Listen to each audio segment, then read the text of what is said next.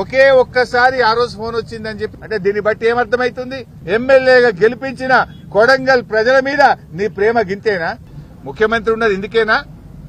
దళితుల గిరిజనుల నోళ్లు కొట్టడానికేనా? పేదల భూములు గుంజుకోవడానికేనా? ఇదేనా అని మేము అడుగుతా ఉన్నాం. లైక్, షేర్, సబ్స్క్రైబ్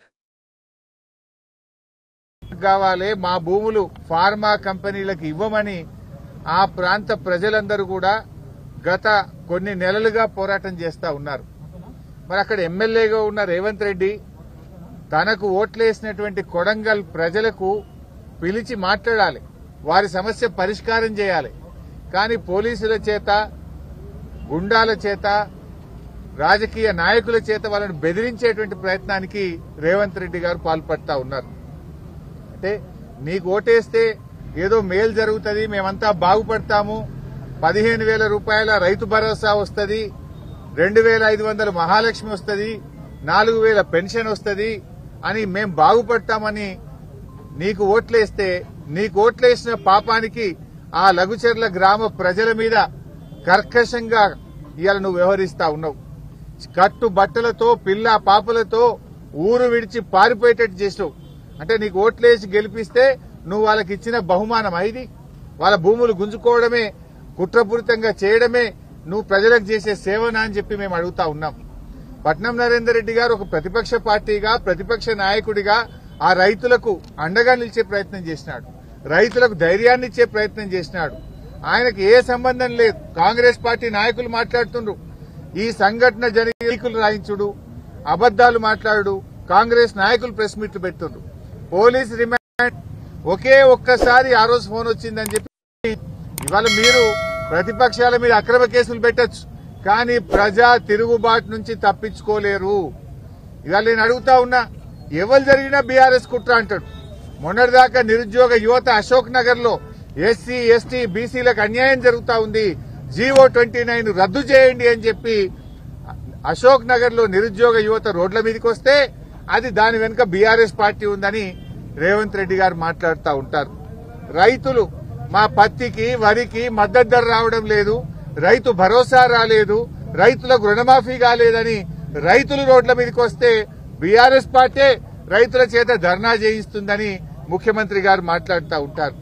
మా స్పెషల్ పోలీసులు, మాకు ఏక్ పోలీసింగ్ పద్ధతి కావాలి, మా సరెండర్ లీవులు మాకుండాలి, మమ్మల్ని ఇబ్బంది పెడుతున్నారని పోలీసులు రోడ్ల మీదకి వచ్చి ధర్నాలు చేస్తే దాని వెనుక బీఆర్ఎస్ పార్టీ కుట్ర ఉందని రేవంత్ రెడ్డి గారు మాట్లాడుతుంటారు. గురుకుల విద్యార్థులు ఈ పురుగులన్నం మేము తినలేకపోతా ఉన్నాం, మాకు నీళ్ల చారుతో మేము తినలేకపోతున్నాం అని గురుకుల విద్యార్థులందరూ రోడ్ల మీదకి వచ్చి ధర్నాలు చేస్తుంటే ఇది బీఆర్ఎస్ వాళ్ళే చేయిస్తుండ్రని ముఖ్యమంత్రి గారు మాట్లాడతారు. చివరికి ఆయన స్వంత నియోజకవర్గంలో మా గిరిజన సోదర సోదరీమణులు మా భూములు మాకు కావాలి, ఫార్మాసిటీకి మేము భూములు ఇవ్వము అని చెప్పి నీ నియోజకవర్గ గిరిజనులు రోడ్ల మీదకి వచ్చి పోరాడితే దీని వెనుక బీఆర్ఎస్ పార్టీ కుట్ర ఉందని రేవంత్ రెడ్డి గారు మాట్లాడుతుంటారు. అంటే ప్రతిపక్షం, ప్రజలు మాకు ఇచ్చిన బాధ్యత ఏంది? ఏ వర్గాలకైతే ఈ ప్రభుత్వం అన్యాయం చేస్తుందో, ప్రజలకిచ్చిన మాట నిలబెట్టుకోవడం లేదో, ఏ వర్గాలైతే పోరాటం చేస్తున్నాయో ఆ వర్గాలకు అండదండగా ఉండాలని, ప్రజల గొంతుకై పనిచేయాలని ప్రజలు మాకు ప్రతిపక్ష బాధ్యత ఇచ్చారు. ప్రతిపక్షంగా విద్యార్థులు రోడ్ల మీదకి వస్తే వారికి సంఘీభావం ప్రకటించడం మా బాధ్యత. ప్రతిపక్షంగా రైతులకు మద్దతు ధర రాకపోతే పోరాడడం మా బాధ్యత. ప్రతిపక్షంగా నిరుద్యోగ యువకులకు అన్యాయం జరిగితే పోరాడడం మా బాధ్యత. మరి నువ్వు ఎస్సీ, ఎస్టీలకు అన్యాయం చేసి వాళ్ళ భూములు గుంజుకుంటే వాళ్ళు రోడ్ల మీదకి వస్తే నైతిక మద్దతు ఇవ్వడం మా బాధ్యత. పోలీసులు రోడ్ల మీదకి వస్తే పోలీసుల హక్కులు కాపాడడం కోసం కూడా వారి పక్షాన నిలబడడం ప్రతిపక్షంగా మా బాధ్యత. లేకపోతే ఏం చేయాలి? నువ్వు చేసే తప్పులకు, నువ్వు చేసేటువంటి నేరాలకు, నువ్వు చేసేటువంటి అక్రమాలకు మేము చిరుతలు వాయిస్తూ నీకు చెక్క భజన చేయాలనా? చిరుతలు వాయిస్తూ నువ్వు చేసే తప్పులకు మేము భజన చేయాలనా? నీ తప్పులను ఎత్తి చూపడమే మా బాధ్యత. నువ్వు చేసే అన్యాయాలను, అక్రమాలను ఎదిరించడమే మా బాధ్యత. పీడిత ప్రజలకు, పీడిత వర్గాలకు అండదండగా నిలబడడమే ప్రతిపక్షంగా మా బాధ్యత. నువ్వు అనుకుంటున్నావేమో బీఆర్ఎస్ నాయకుల మీద కేసు పెట్టాని, మమ్మల్ని అక్రమంగా ఇరికించాలనుకుంటున్నావు. పెడితే పెట్టు, మాకు ఉద్యమాలు కొత్త కాదు, అరెస్టులు కొత్త కాదు, జైళ్లు కొత్త కాదు. తెలంగాణ ఉద్యమంలో అనేక కేసులు ఎదుర్కొన్న వాళ్ళం. తెలంగాణ ఉద్యమంలో జైళ్లకు పోయొచ్చిన వాళ్ళం. కానీ మా బాధల్లా నీకేదన్నా బీఆర్ఎస్ మీద కోపం ఉంటే నన్నో, కేటీఆర్ నో, మా లక్ష్మారెడ్డినో, మా పల్లా రాజేశ్వరరెడ్డిని జైల్లో వేయండి, మేము పోతాం. కానీ అమాయకులైన గిరిజన రైతులను ఎందుకు జైల్లో వేసినామని మేము అడుగుతా ఉన్నాం. తక్షణమే ఆ గిరిజన రైతులను వెంటనే విడుదల చేయాలని చెప్పి బీఆర్ఎస్ పార్టీ పక్షాన డిమాండ్ చేస్తా ఉన్నాం. ఏమడిగిండు గిరిజన రైతులు? వాళ్ళు మా భూమి మాకు కావాలని మాట్లాడిండ్రు. దానికి నువ్వు కేసులు పెడతావా? ఇది ఎక్కడి న్యాయమో అని చెప్పి మేము ప్రశ్నిస్తా ఉన్నాం.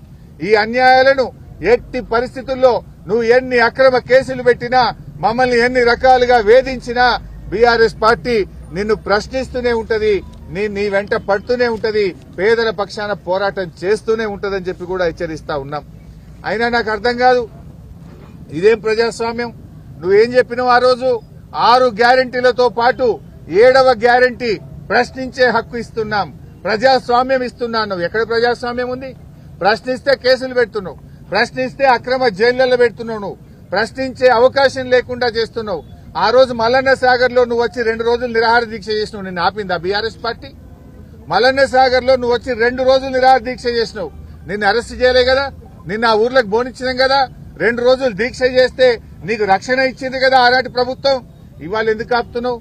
నిన్న మా మత్స్యనాచారి గారు ప్రతిపక్ష నాయకుడు లగిచెర్లకు వెళ్తావు, ఆ రైతులకు, ఆ అక్క చెల్లెలకు, ఆ పిల్లలకు, వృద్ధులకు మానసికంగా ధైర్యాన్ని ఇస్తామని మా నాయకులు వెళ్తే వాళ్ళను నువ్వు అరెస్ట్ చేసినావు.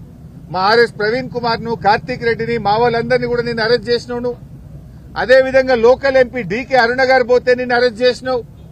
ఇదెక్కడి ప్రజాస్వామ్యం? ప్రజాస్వామ్యం అంటే ఇదేనా? అర్ధరాత్రి చీకట్లో దొంగ రాత్రి మహిళల ఛాతి మీద కాళ్లు పెట్టి తొక్కుతూ నువ్వు అరెస్ట్ చేసినావు. ఇదేనా ప్రజాస్వామ్యం? 9 నెలల గర్భిణీ స్త్రీ మీద ఛాతి మీద కానిస్టేబుళ్లు తొక్కుతూ ఇంట్లో ఉండే మగవాళ్లను కొడుతూ వాళ్ళని తేవడమే ప్రజాస్వామ్యమా అని నేను అడుగుతా ఉన్నా. ఏంది నీ నియోజకవర్గ ప్రజలకు చేసే సేవ ఇదా అని నేను రేవంత్ రెడ్డిని అడుగుతా ఉన్నా. ఇవాళ ఈ ప్రజా పాలన మీద ప్రజల తిరుగుబాటు నీ కొడంగల్ నుంచే ప్రారంభమైంది. నువ్వు అక్రమంగా అరెస్ట్ చేసి మా నరేందర్ రెడ్డిని జైల్లో పెట్టావు కావచ్చు, మా కేటీఆర్ మీద కుట్రలు చేస్తావు కావచ్చు, కానీ తిరుగుబాటు ఆగదు. నిన్ను ప్రజలు గద్దెదించేదాకా కూడా వదిలిపెట్టరు అని హెచ్చరిస్తా ఉన్నా. అయినా దేనికోసమే ఫార్మాసిటీ?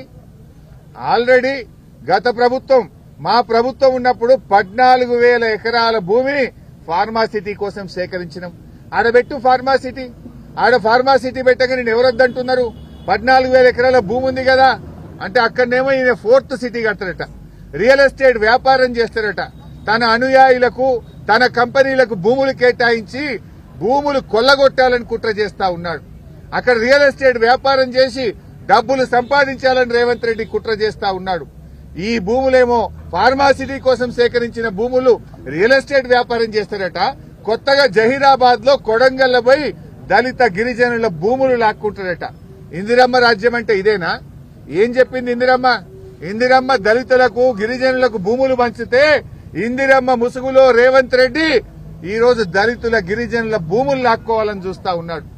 ఆనాటి ఇందిరమ్మ ఎమర్జెన్సీ పాలన ఈ రోజు రాష్ట్రంలో తలపిస్తా ఉన్నది. నువ్వు భూములు గుంజుకోవడమే ఇందిరమ్మ పాలన? దళిత గిరిజనులను అక్రమంగా కేసులు పెట్టి జైల్లో పెట్టడమే ఇందిరమ్మ పాలన? నేను అడుగుతా ఉన్నా. నిజంగా ఫార్మాసిటీ పెట్టాలి, ఫార్మా కంపెనీలు రావాలంటే గత ప్రభుత్వం సేకరించిన 14,000 ఎకరాల్లో నువ్వు ఫార్మా కంపెనీలు పెట్టు. ఈ కొడంగల్ గాని, జహీరాబాద్ లో గాని నువ్వు సేకరించిన భూమిని వెంటనే విత్డ్రా చేయి. రైతుల భూములు రైతులకు ఉంచు. రైతులను అన్యాయంగా వేధించొద్దు అని చెప్పి రేవంత్ రెడ్డి ప్రభుత్వాన్ని మేము హెచ్చరిస్తా ఉన్నాం. అయినా నీ ప్రాధాన్యత ఏంది? నీ ప్రాధాన్యత అదాని, నీ ప్రాధాన్యత నీ తమ్ముళ్ళు, నీ ప్రాధాన్యత నీ అల్లుళ్ళు. అంతే తప్ప నీకు గిరిజనులు పట్టది, దళితులు పట్టది, పేదలు పట్టది. నువ్వు నీ అల్లుళ్ల కోసమో, అదానీ కోసమో, అంబానీల కోసం పేదల భూములు గుంజుకొని ఇవాళ వాళ్ళకి కట్టబెట్టే ప్రయత్నం చేస్తా ఉన్నావు. తస్మాత్ జాగ్రత్త. తెలంగాణ ప్రజలు ఊరుకోరు. ఎట్టి పరిస్థితుల్లో బీఆర్ఎస్ పార్టీ ఈ దళిత గిరిజన రైతుల పక్షాన నిలబడుతుంది, పేదల పక్షాన నిలబడుతుంది. ఇవాళ నీ కుట్రేంది? నువ్వు సమాధానం చెప్పలేక నువ్వు మా కేటీఆర్ గారి మీద కుట్ర చేస్తున్నావు. మేము భూమి పోయే వాళ్ళ మీద నువ్వు గాని దామోదర్ రాజనరసింహ గారు గాని కోదండరామ్ గారు గాని మీరొచ్చి రెచ్చగొట్టింది కదా. మీరొచ్చి ఆ రోజు ఎన్ని రకాలుగా భూసేకరణ జరగకుండా ప్రజల్ని రెచ్చగొట్టి పోలీసుల మీద కారం జల్లే ప్రయత్నం చేసిండ్రు. మరి ఆ రోజు మేము మీ మీద పెట్టాలంటే కుట్ర కేసు పెట్టి మిమ్మల్ని అరెస్ట్ చేయలేకపోయామా? ఆ తప్పుడు పనులు మేము చేయలే. ప్రజాస్వామ్య బద్దంగా మేము వ్యవహరించాం. ఇవాళ నరేందర్ రెడ్డి గారికి ఏ సంబంధం లేదు. నరేందర్ రెడ్డి గారు అక్కడ ఒక ప్రతిపక్ష నాయకుడిగా, మాజీ ఎమ్మెల్యేగా ప్రజలు, గిరిజనులు, రైతులు తన దగ్గరికి వచ్చినప్పుడు తను నైతిక మద్దతునిచ్చాడు. ప్రభుత్వం దృష్టికి తీసుకుపోయాడు. ప్రభుత్వంతో ఈ భూములు తీసుకోవద్దని చెప్పి ఆ రైతుల కోసం ఆయన మాట్లాడే ప్రయత్నం చేసినాడు. పార్టీ దృష్టికి తెచ్చాడు. ఇక నరేందర్ రెడ్డి గారిని ఇరికిస్తారు. మళ్ళా ప్రశ్నించే గొంతు ప్రతిరోజు ప్రభుత్వం మీద పోరాడుతున్న కేటీఆర్ ను కూడా అక్రమంగా ఇరికించారు.